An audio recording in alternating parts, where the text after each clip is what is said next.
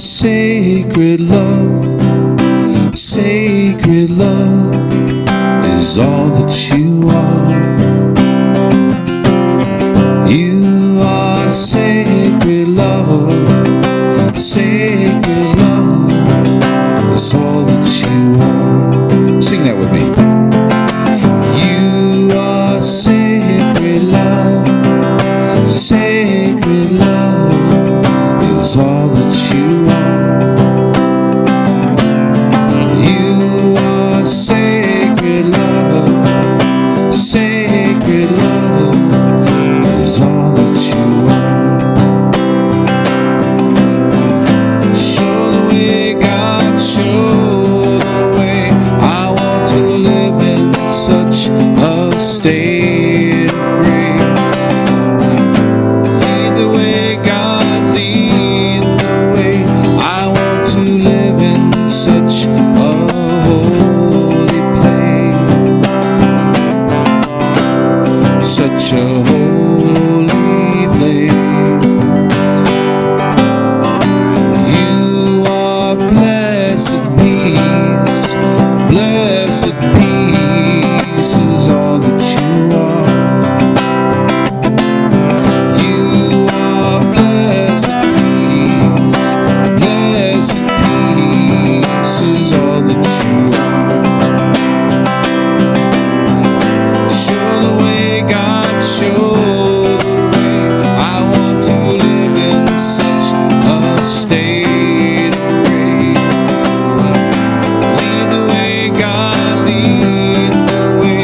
I want to live in such a holy place. Such a holy place. You are deepest joy. Deepest joy is all that you are.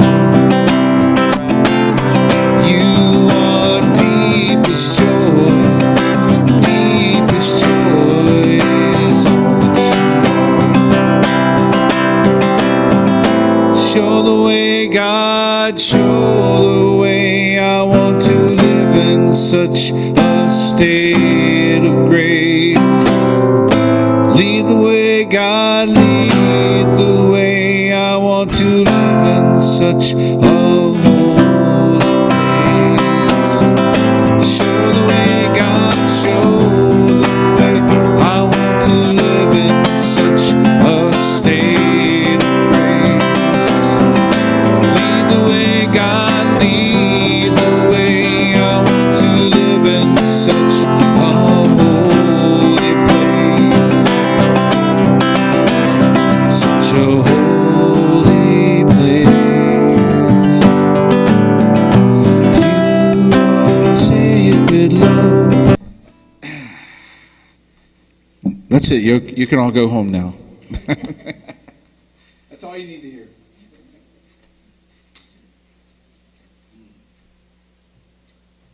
You know, I was thinking when Tim was, yeah, I turned it up. You did? I was thinking when Tim was introducing me that when was the first time I came here to Manhattan? And I believe it was literally almost 10 years ago to this month. I know that I was speaking here sometimes in 2009. I've got some videos of that. But it might have been sometime around the fall of 2008 that I actually showed up here for the first time. And I didn't even think about that until you mentioned that I'm your brother. And so I hope you enjoyed the picture on the front of the bulletin today. Did you see that? It's my famous headshot. Pretty cool little picture. I have to say I'm a little saddened by this picture because it's one of only 2 baby pictures that I have of myself. The other one's of me standing in a crib in a diaper, and I thought this was a little bit more appropriate. You know, you get me sucking my thumb or standing in a diaper, I figured I'd give you the thumb. So But, due to some family turmoil that was occurring in my young life, my mom had to place a lot of our belongings in storage, and due to financial duress, was not able to retrieve them. And so I was lucky to find those. And but I'm going to come back to that picture here in a minute. One of the reasons that I was inspired to do this talk was actually one of the places that I play in the Kansas City area. It's a hotel. You meet people from all over the place in a hotel. And one night this lady came in, and we got to talking, and of course, people are sort of fascinated with the fact that I'm a musician, and there seems to be some of the tie between, oh, you're a musician, and have you recorded, or have you done this, or have you been performing here or done that? And then they always want to let you know what other musicians and things that they know, and all the and so just curious, how many people here know somebody famous, or know somebody who knows somebody who's famous? Yeah. Well, but you get into those conversations, and this one lady said she'll never forget this one lady that she worked with. The lady's name was Andrea, and Andrea had just had a baby. And Andrea, when she brought the baby into the workplace, she was overly expressive in saying, "Look, this baby's going to be somebody. It's going to be somebody. I just know this baby's going to be somebody." And she goes, it was to the point of a little disturbing and a little annoying at the same time. It was like, well, of course, you're a mother. You're going to say your baby's going to be somebody. You know that. But she was saying, really, this baby is going to be somebody. Well, it turns out that she was prophetic in her words. And this baby was none other than Taylor Swift. And Swift, just to recount some of her accolades and her awards, has to date won 10 Grammy Awards, 19 American Music Awards, 23 Billboard Music Awards, the most by anybody, by the way, 12 Country Music Association Awards, 8 Academy of Country Music Awards, 1 Brit Award, 1 Creative Arts Emmy Award. She's also been honored by the Nashville Songwriters Association and the Songwriters Hall of Fame. She was on the list of the Rolling Stones 100 Greatest Songwriters of All Time in 2015. And she's accomplished all this by the ripe young age of 28. These awards and accolades will most likely increase in time. And it just made me stop to wonder, what if we all had that kind of celebratory energy behind us when we were infants? What if we all had that parent, that loving support system that just knew we were going to be something extraordinary? Well, the truth is, in consciousness, yes, you are. But I don't want to go too far down that rabbit trail. I have a point to make. It's not only in the music world that you have great prodigies that are celebrated and loved and encouraged, and I can't think of a greater example than Tiger Woods. And you can find this on YouTube, but Tiger Woods' first television appearance was at the age of 2 on the Mike Douglas show. He was a child prodigy golfer. Go out there, you see this cute little boy come out there with looked like a knitted golf bag, and he takes a swing at they had the screen, the place set up to where he could actually hit a ball as if he was driving the ball.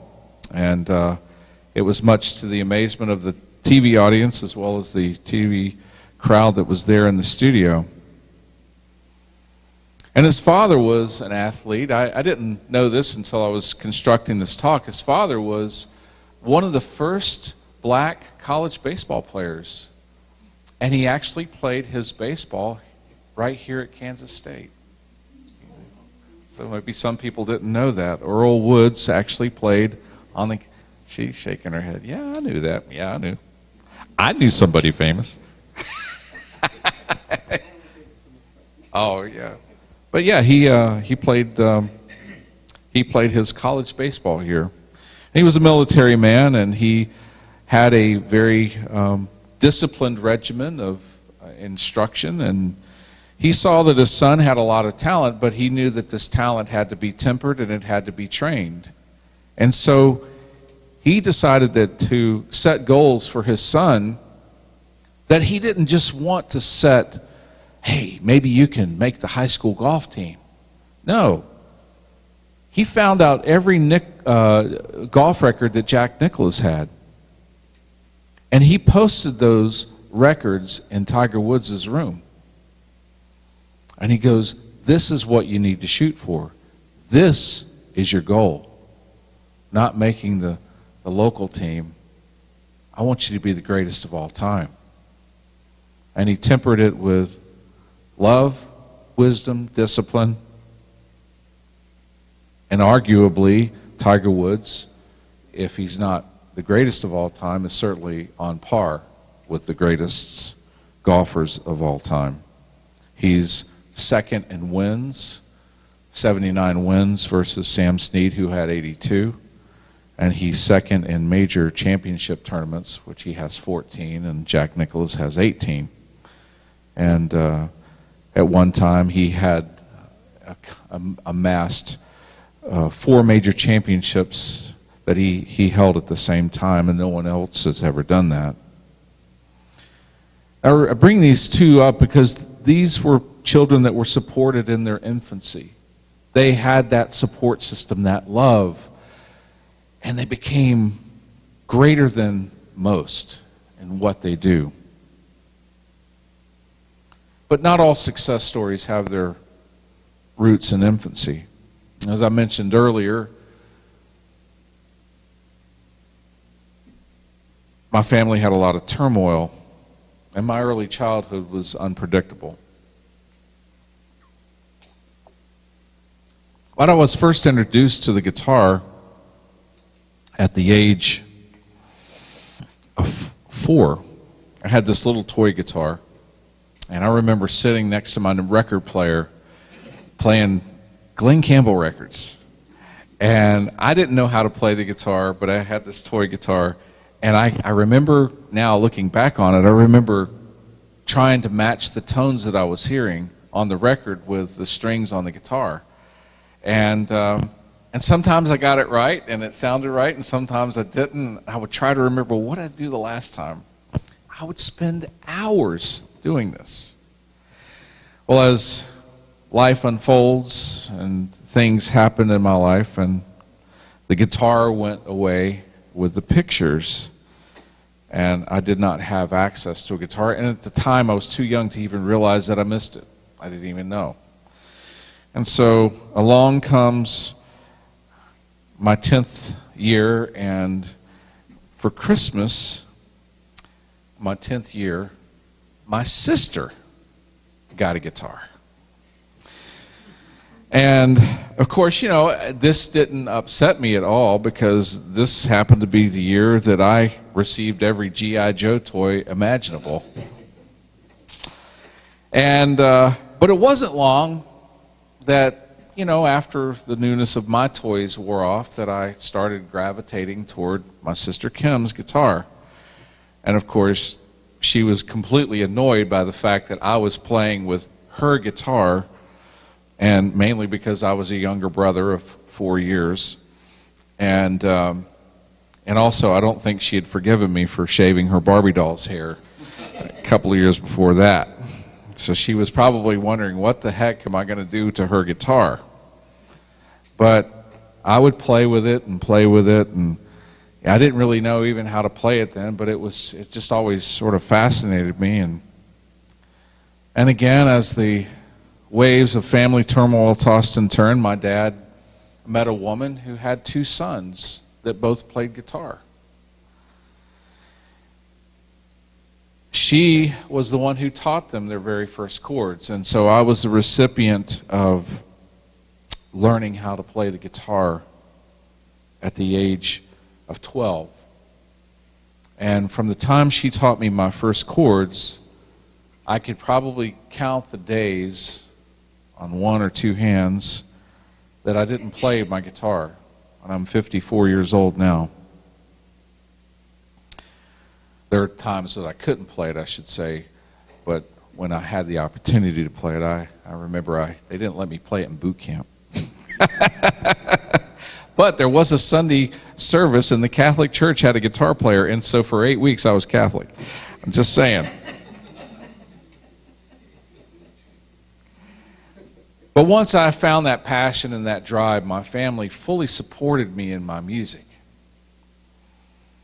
And at the age of 13, I received my very own guitar.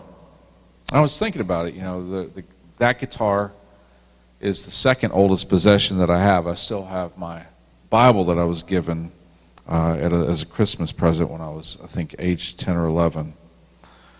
And but those are the 2 oldest possessions I have, and I think about those, and I just think about all the changes in my life, and yet those 2 things have stayed with me throughout the course of time. You could say that I was really born into music at that age. I was celebrated, I was supported, I was encouraged, I was loved. I was, they recognized that I had not only a passion and a desire, but I had a talent for music. I don't know where this talent came from. I don't take it for granted, but I know that it was supported and nurtured and loved. So it was given to me in a way, and it allowed me to develop more as a musician. And now for the last 26 years of my life, it's been the lion's share of my professional life. It also reminded me of the story of Jesus, and when Jesus was 12 and he began to teach in the temple. And this episode is described in Luke 2, chapter 2 of Luke, verses 41 through 50 here, and I'll read that passage to you. Every year, Jesus' parents went to Jerusalem for the festival of the Passover. When he was 12 years old, they went up to the festival, and according to the custom. After the festival was over, while his parents were returning home, the boy Jesus stayed behind in Jerusalem, but they were unaware of it. Thinking that he was in their company, they traveled on for a day. Then they began looking for him among their relatives and friends. When they did not find him, they went back to Jerusalem to look for him.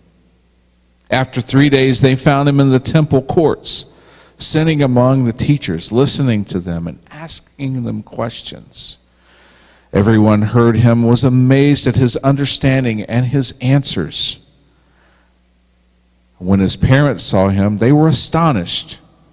His mother said to him, "Son, why have you treated us like this? Your father and I have been anxiously searching for you." "Why were you searching for me?" he asked. "Didn't you know I had come to be in my father's house?" But they did not understand what he was saying to them. They went down to Nazareth with him, and he was obedient to them. But his mother treasured all of these things in her heart. And Jesus grew in wisdom and stature, and in favor with God and man. So there was something in Jesus at that time that was drawing him into the ministry, and we know that, that Jesus, although we recognize him as a divine being, a way shower, that he led a very human life. I think some of the things in his life that indicate to me that he had a humanity to him was the walking in the wilderness for 40 days, the searching, the deep searching of his soul. I believe that he was the Christ becoming at this age, and he was recognizing it. And his parents, who, when it says she was astonished, she too started recognizing that her son was unique and special. Now this might be a little bit in, compared to traditional religions that honor Jesus as a God, and they see him always as a God. And I think, we have a way-shower kind of relationship with Jesus. And I'm focusing on that part of this in Jesus, where he was coming from his humanity. He was recognizing his greatness within himself and was starting to become that minister, that rabbi. We talk a lot about the Christ presence in unity. And I'll be honest with you, when I was growing up, I thought Christ was Jesus' last name. I thought he was the son of Mary and Joseph Christ. I'm not embarrassed to say it. I'm just saying, it's true. Then as I started to study more unity, and I heard Jesus the Christ, I'm like, the Christ? What do you mean, the Christ? Christ is a term that's defined as the anointed one of God. The anointed one of God.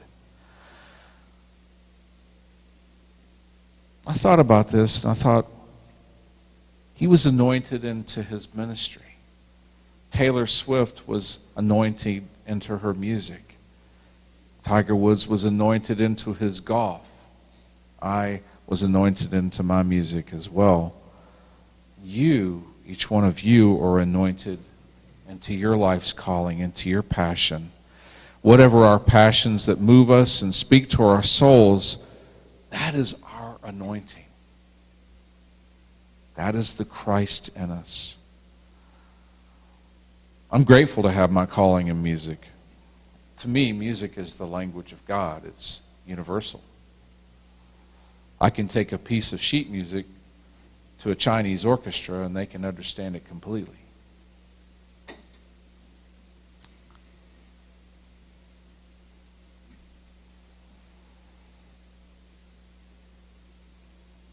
I think that what goes with our passions, though, comes a responsibility that we have to work at our passions. That we can't just sit around and think that we're automatically blessed with this ability and that we don't really have to try. I think if we really want to exceed those things, we have to work, we have to practice, we have to dedicate ourselves to those things that we're anointed to do. We can't just sit on our laurels and allow things to, just go on around us just because it's who we are. I mean, look at none other than Mother Teresa, who dedicated her life to serving the poor.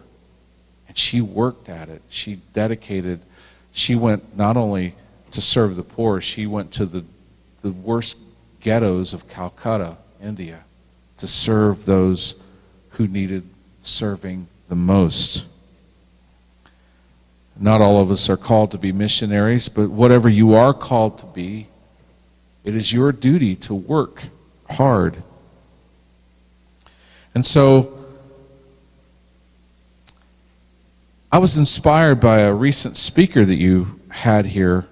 I watched her video, and I was hoping she would be here today, and so I'm sure that she's going to watch this. So I'm going to go ahead and say hello to Suzanne, who I wanted to let her know that she inspired me by her talk. And Suzanne, in her talk, she indicated that she liked lists. So this is for you, Suzanne, and for all of those who are here today. And the list that I made for us to follow this Christ presence is first you have to listen to that still small voice that guides you. When I first started out as a professional musician, it was at the tail end of a marriage. I was devastated. I lost everything.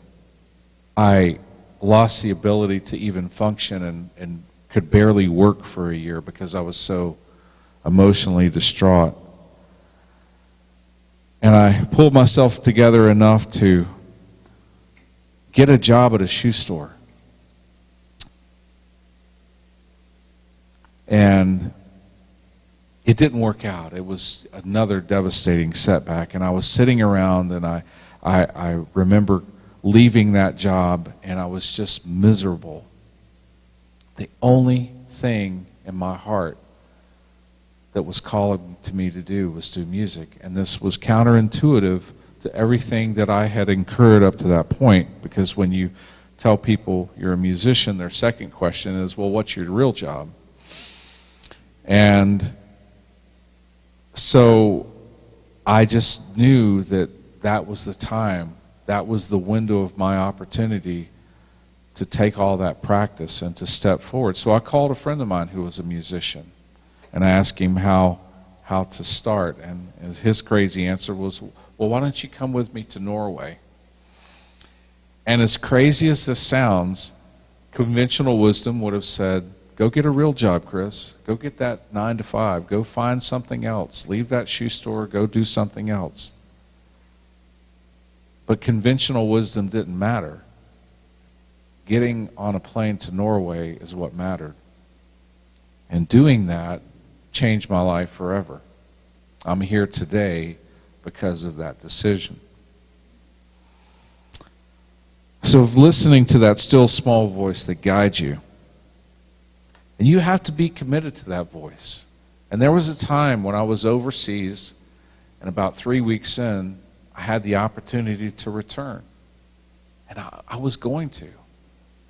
I don't know if this was divine intervention or what, but I was going to sneak out and catch a plane home because I was scared. I was scared out of my mind. I was in a foreign country. I didn't know the language. And I fell asleep, and I overslept my plane trip. I did play in bars, by the way, so that might have something to do with it. But I made a commitment at that point when I was faced with, I need to make this work. I have no choice. And I committed myself to that direction. And every once in a while, those seeds of doubt will creep back into my mind. And at different times in my life, I've done other things in association with music, but mostly music for the last 26 years. And to this date, I've performed over 5,000 engagements. But it took a commitment. It took dedication. It took overcoming those obstacles. The last thing I want to share on the list is, and this is a paraphrase from our dear friend Suzanne, you have to be humble.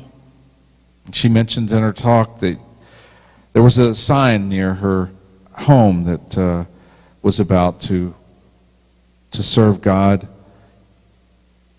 You have to be humble. You have to love mercy. And you have to walk humbly in the sight of God. So I want to read this. You have to be confident in what you do and know what you are capable of, and know what you can simultaneously be cognizant of the limits of the knowledge and ability. Being humbled is tempering wisdom that recognizes the current capacity and yet the untapped potential. The reason I play my guitar every day is to grow, to continue to get better, to practice techniques. I wasn't a completely trained guitarist, and so when I pick up the guitar, I work on things that I wasn't taught, that I've learned that I need to learn. And as you show up, others will start to recognize this true self. Whatever your passions are, you're recognized as that guy. got my guy, that girl, that person. And there's a verse that she shared from Micah. He has shown you, O mortal, what is good, and what does the Lord require of you? To act justly, to love mercy, and to walk humbly with your God. And as I internalize this verse to follow my Christ nature, I was able to improvise it a little bit. And I'm going to share with you what I came up with. The Lord, or in my definition, our divine nature, requires us to act justly. That is, to do what's right. To love mercy. And that is to have compassion for ourselves and others. And to walk humbly with your God. To me, that says to live confidently and openly in expressing our Christ presence. So I'm going to paraphrase that verse in this way. Our divine nature requires us to do what is right, to have compassion for ourselves and others, and to live confidently and openly in expressing our Christ presence. I want to thank Suzanne for that message. She was very supportive of me when I was offered a position as a speaker and a leader at the Unity of Ames Church. I remember sitting outside of the church one day, and I just told her, I said, I don't know why, but I think I'm supposed to do this. And she gave me those encouraging words to say, yes, you are. And I see it in you. You're supposed to do this. And so, through this talk and through defining our Christ nature, I want to give it back to her. And I know she's going to watch, and I'm going to say this. Suzanne, you're supposed to do this. And we love you and we bless you and we appreciate you. Even when you're not here, we know that the work you're doing with nonviolent communication is world-changing, and we bless you for that. You are supposed to do this. And I can't wait to come hear your talk again here at Unity Center in Manhattan. So with that, I just want to say to each of you, you know what yours is to do. To listen to that still small voice. To not be discouraged. To fight through those challenges. And to stand strong in those passions and to live in your Christ presence. God bless you.